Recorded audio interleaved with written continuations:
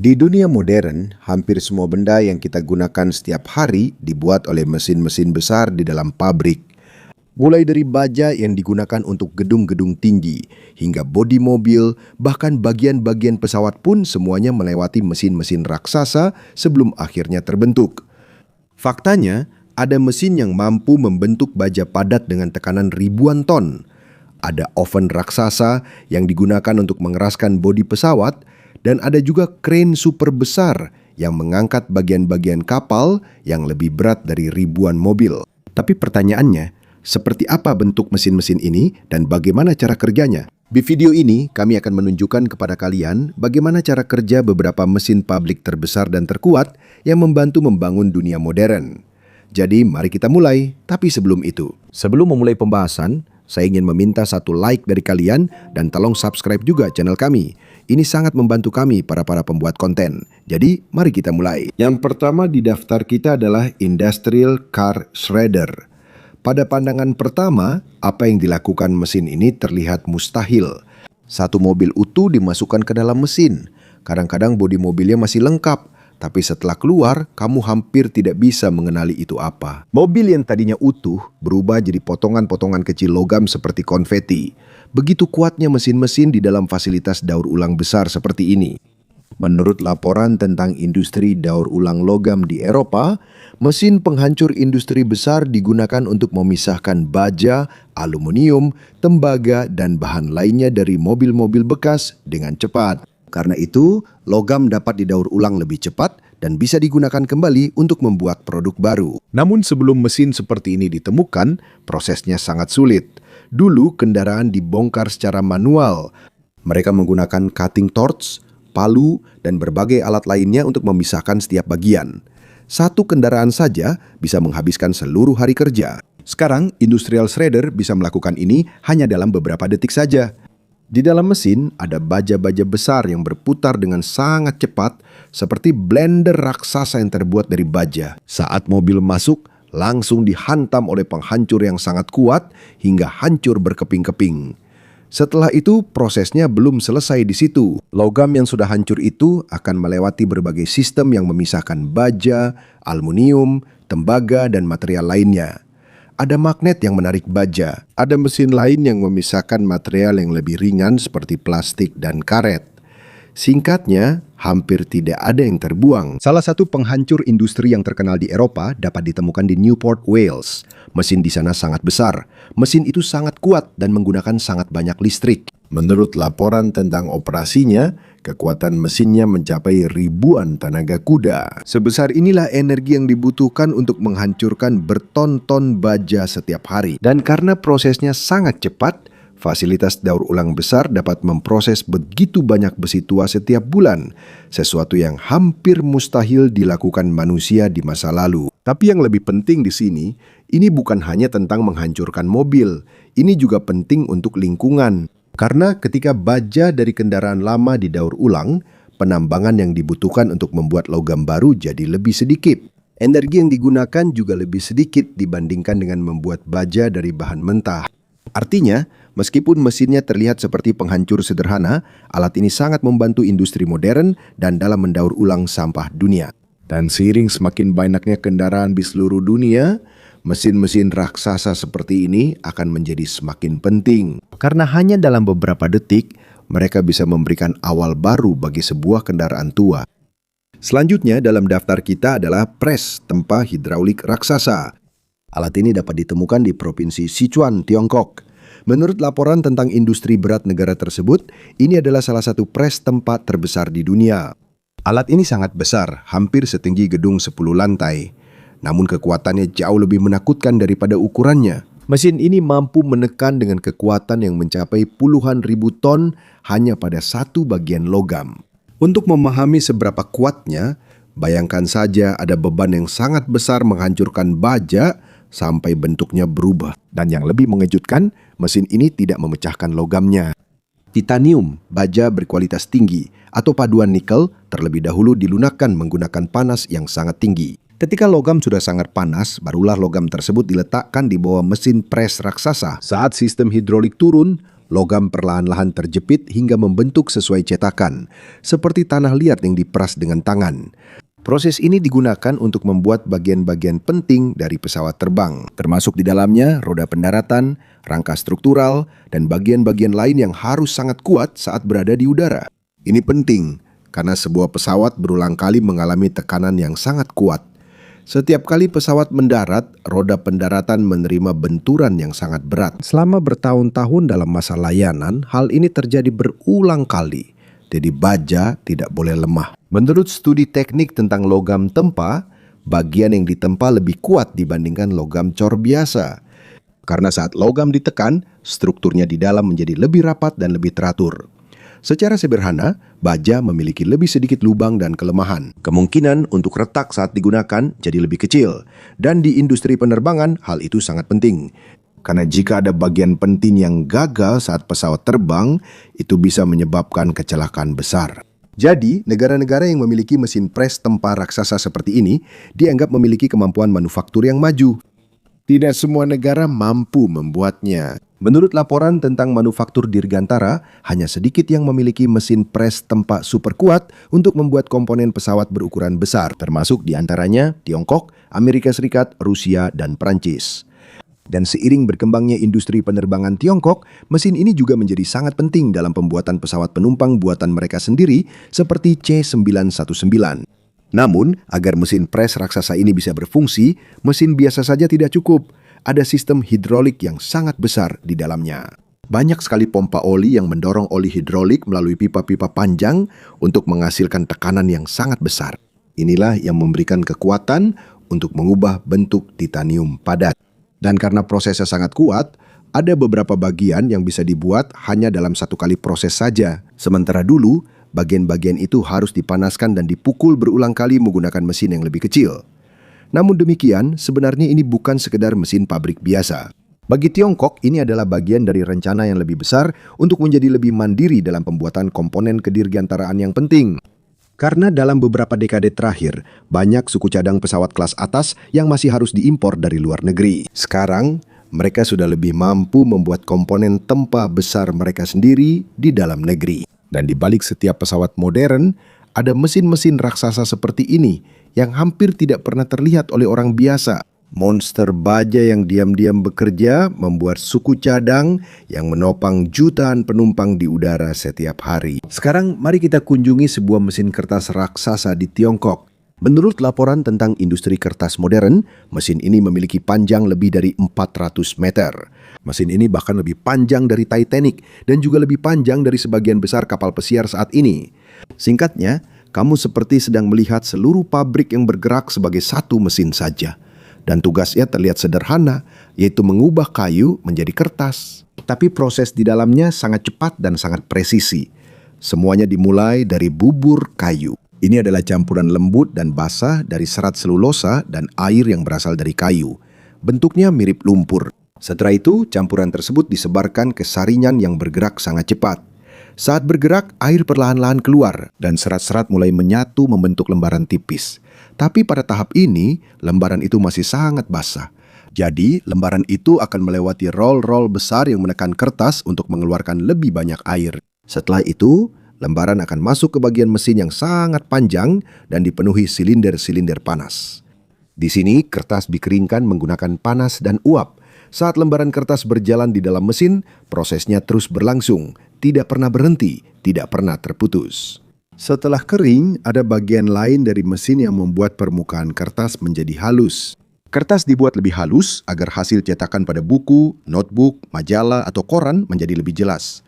Ada juga roller yang menekan kertas ini agar ketebalan seluruh kertas menjadi rata. Dan di ujung mesin raksasa, kertas yang sudah jadi digulung menjadi gulungan besar. Setiap gulungan itu sangat berat.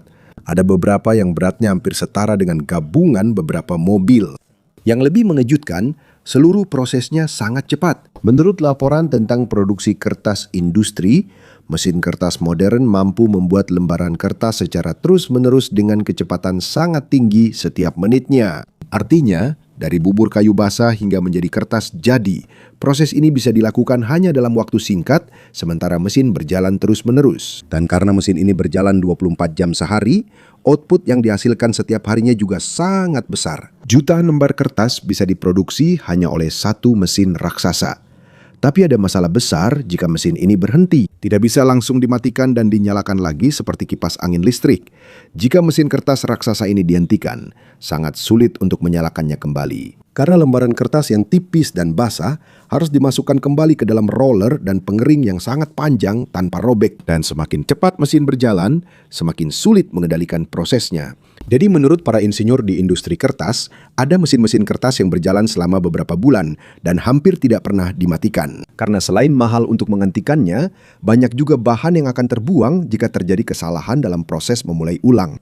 Dan agar operasi tetap berjalan lancar, ada pekerja dan teknisi yang hampir sepanjang hari memantau suhu, tekanan, kelembapan, dan kecepatan setiap bagian mesin. Karena jika ada satu mesin yang mengalami masalah kecil di dalam sistem sepanjang 400 meter ini, seluruh lini produksi bisa terpengaruh. Pada akhirnya, sungguh mengejutkan untuk berpikir bahwa selembar kertas HVS sederhana yang kita gunakan setiap hari ternyata melewati sebuah mesin raksasa yang bahkan lebih panjang dari banyak kapal di dunia. Sebuah sistem industri yang sangat besar, yang hampir tidak diperhatikan oleh orang biasa, namun setiap hari memproduksi kertas yang digunakan oleh miliaran orang di seluruh dunia. Sekarang mari kita bahas tentang Hot Strip Steel Rolling Mill. Di dalam pabrik baja raksasa, ada balok-balok baja yang sangat besar yang beratnya hampir setara dengan gabungan beberapa mobil. Ini disebut slab baja.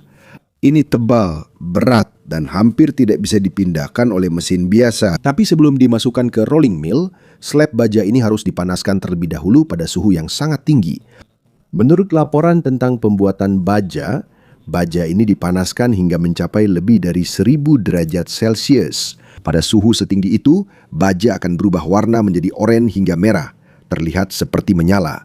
Dan bahkan dari kejauhan, kamu sudah bisa merasakan panasnya yang luar biasa. Setelah dipanaskan, lempengan baja raksasa perlahan-lahan masuk ke rolling mill. Disinilah bagian yang paling sulit akan dimulai. Ada roll-roll raksasa yang menekan baja dari atas dan bawah. Saat lempengan baja melewati mesin, perlahan-lahan menjadi lebih tipis, seperti alat penggiling adonan. Tapi bukan roti yang dipipihkan, melainkan bertonton baja. Setiap kali melewati mesin, baja menjadi semakin tipis dan gerakannya juga semakin cepat. Dari lempengan baja yang tebal, baja ini menjadi strip baja tipis yang digunakan untuk membuat berbagai produk di seluruh dunia. Dan saat baja berjalan di dalam mesin, prosesnya sangat cepat. Pada awalnya, baja masuk dengan lambat. Tapi ketika sampai di ujung rolling mill, gerakannya menjadi sangat cepat, sementara warnanya masih merah karena panas. Setelah itu, baja akan melewati bagian pendinginan. Di sini, baja disiram dengan air agar suhu bisa turun secara terkontrol. Hal ini penting, karena jika pendinginannya salah, baja bisa menjadi lemah atau berubah bentuk. Oleh karena itu, seluruh proses sangat terkontrol. Suhu, tekanan, kecepatan, semuanya dipantau oleh para insinyur dan operator. Setelah dingin, batang baja yang panjang itu diputar menjadi gulungan baja raksasa. Dan satu gulungan bisa mencapai puluhan ton beratnya. Setelah itu, jika kamu bentangkan lagi baja yang ada di dalamnya, panjangnya bisa lebih dari 1 mil.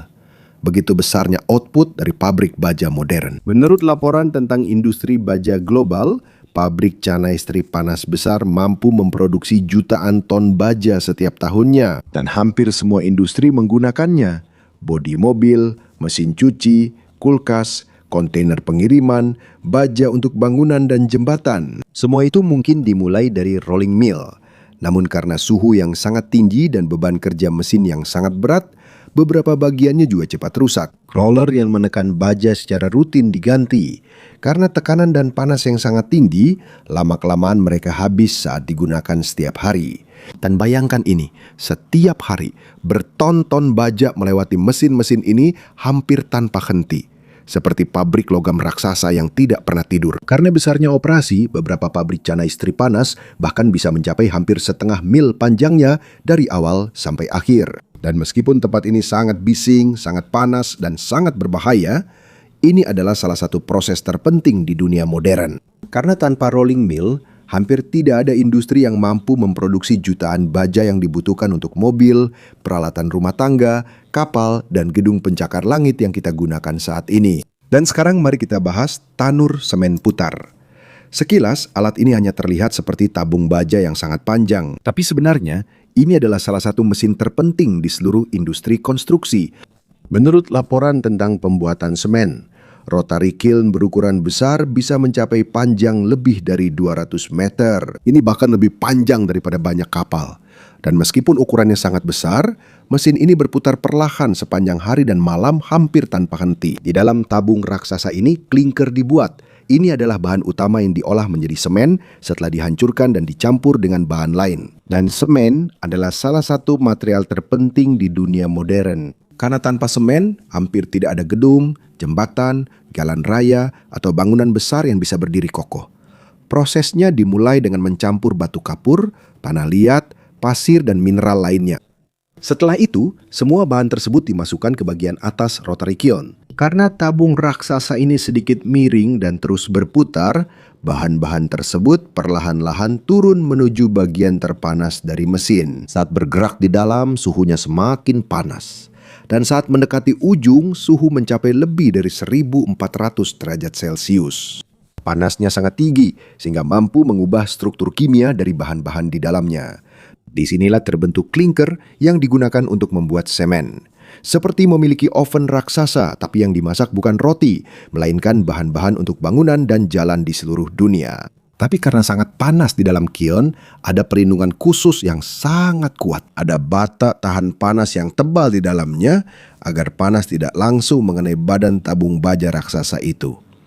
Bata-bata ini sangat penting. Jika ada bagian yang pecah atau terlepas, panas yang ekstrim bisa mencapai baja kiln. Dan jika itu terjadi, seluruh mesin bisa rusak. Jadi di pabrik semen besar, pemantauan suhu kiln terus dilakukan menggunakan sistem inframerah dan sensor lainnya. Karena jika terjadi masalah besar di sini, biaya perbaikannya sangat mahal dan seluruh lini produksi bisa berhenti. Dan kiln raksasa ini tidak bisa sembarangan dimatikan. Menurut para insinyur di industri semen, ada rotary kiln yang beroperasi selama beberapa tahun sebelum akhirnya dilakukan shutdown besar dan perawatan. Karena sangat rumit dan mahal jika kiln ini dihentikan. Tapi hasil produksinya sangat sepadan. Sebuah rotary kiln besar mampu memproduksi ribuan ton klinker setiap hari. Jumlah ini cukup untuk membuat semen bagi proyek-proyek bangunan besar, jembatan, atau jalan tol yang panjang. Dan menurut Global Industry Reports, miliaran ton semen diproduksi di seluruh dunia setiap tahunnya. Artinya hampir semua kota, jalan, dan infrastruktur modern di planet ini memiliki hubungan dengan mesin raksasa yang berputar ini. Mesin ini berputar dengan tenang setiap hari. Tidak ada lampu yang mencolok, tidak ada tampilan yang dramatis. Tapi inilah salah satu mesin yang secara harfiah membantu membangun peradaban modern. Karena di setiap gedung dan setiap jembatan yang kita lihat sekarang, besar kemungkinan semen yang digunakan dimulai dari dalam sebuah rotary kiln yang sangat panas dan sangat panjang. Sekarang mari kita lihat mesin stamping otomotif. Sekilas ini terlihat seperti bangunan baja raksasa di dalam pabrik. Ukurannya sangat besar dan sangat berat. Menurut laporan tentang industri manufaktur mobil, mesin stamping modern bisa setinggi beberapa lantai gedung dan beratnya mencapai ribuan ton. Tapi yang lebih mengagumkan adalah apa yang bisa dilakukan mesin ini. Dalam waktu kurang dari 1 detik, mesin ini mampu mengubah lembaran baja datar menjadi bagian dari mobil. Misalnya kap mesin, pintu, atap, atau panel samping kendaraan. Begini cara kerja prosesnya. Pertama, lembaran baja datar yang besar dimasukkan ke dalam mesin. Setelah itu, mesin pres raksasa akan turun dengan kekuatan yang sangat besar. Di bagian atas dan bawahnya, ada cetakan khusus yang disebut di, mirip seperti cetakan raksasa.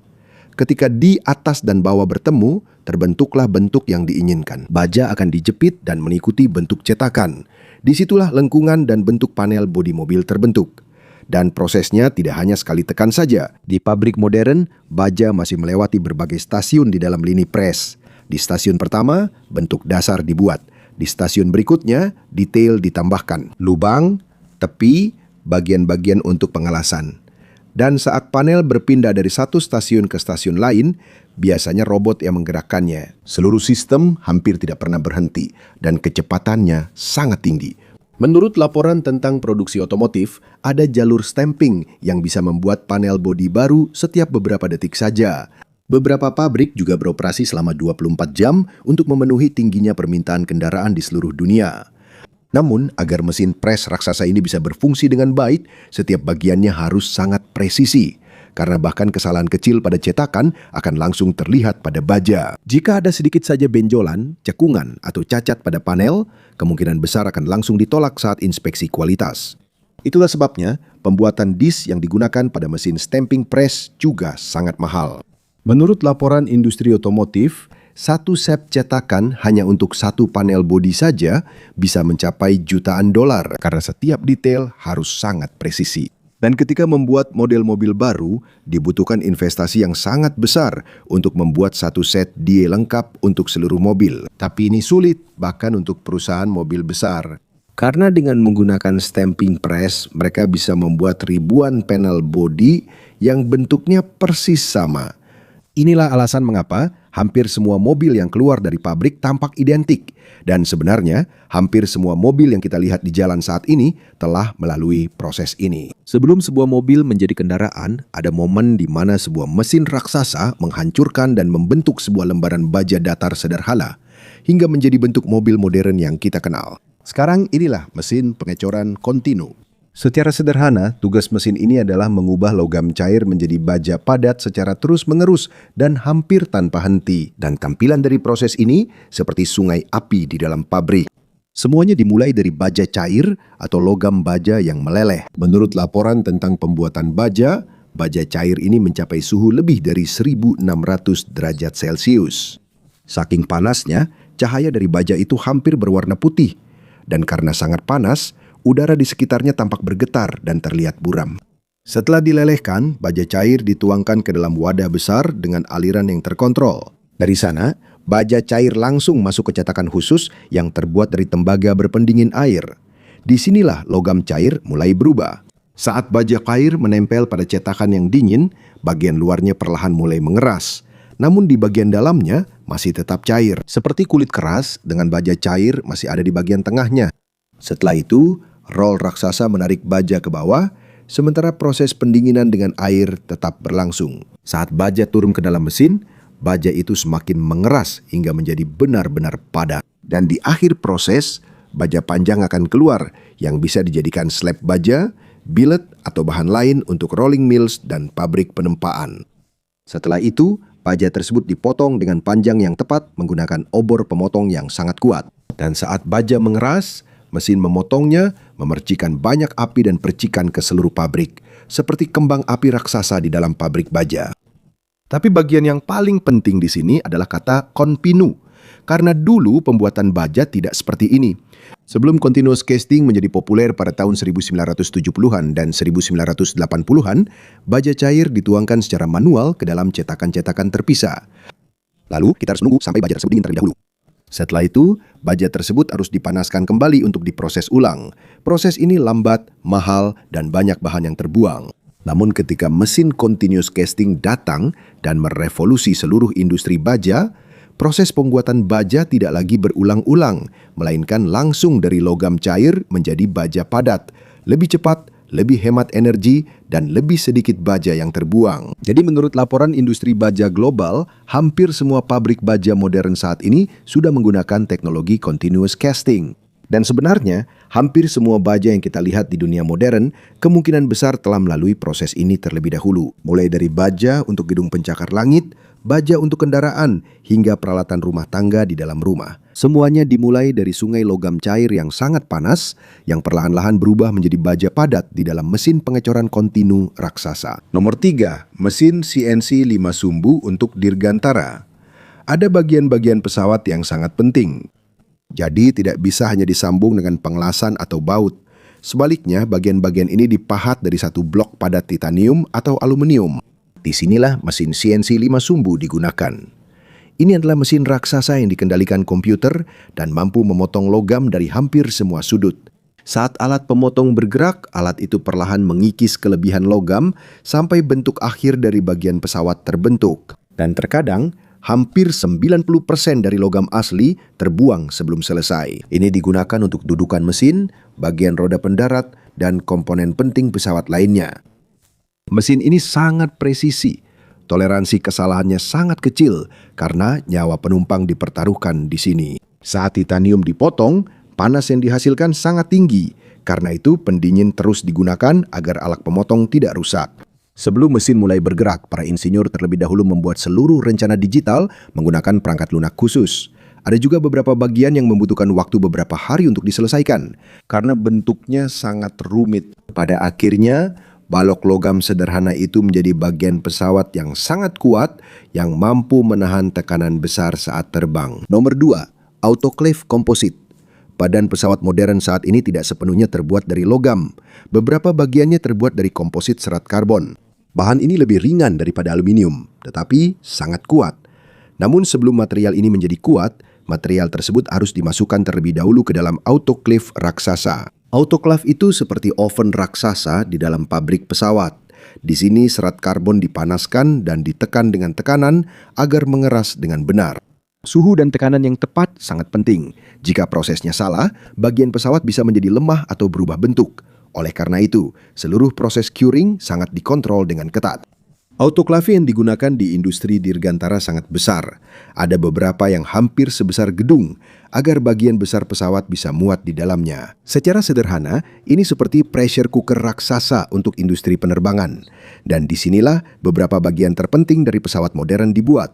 Nomor 1, derek gantry galangan kapal. Di galangan kapal terbesar di dunia, ada derek yang begitu besar hingga tampak seperti bangunan yang bergerak.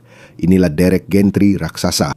Derek ini digunakan untuk mengangkat bagian kapal yang sangat besar dengan berat ratusan atau bahkan ribuan ton. Dulu, kapal dibangun dengan menyusun baja satu persatu. Tapi sekarang, bagian-bagian besar kapal dibuat terlebih dahulu sebelum digabungkan. Seperti balok Lego raksasa. Dan gantry crane inilah yang mengangkat bagian-bagian raksasa ini untuk ditempatkan di posisi yang tepat. Meskipun alat ini mengangkat beban yang sangat berat, gerakannya tetap harus sangat presisi. Karena jika salah penempatan, bagian-bagian kapal bisa saja tidak cocok satu sama lain. Menurut laporan tentang industri pembuatan kapal, ada gantry crane di Korea Selatan dan Tiongkok yang mampu mengangkat lebih dari 10.000 ton. Ini adalah salah satu mesin bergerak terbesar yang pernah dibuat oleh manusia. Dan mesin-mesin raksasa ini membantu membuat kapal-kapal besar yang digunakan untuk mengangkut kargo dan produk ke seluruh dunia.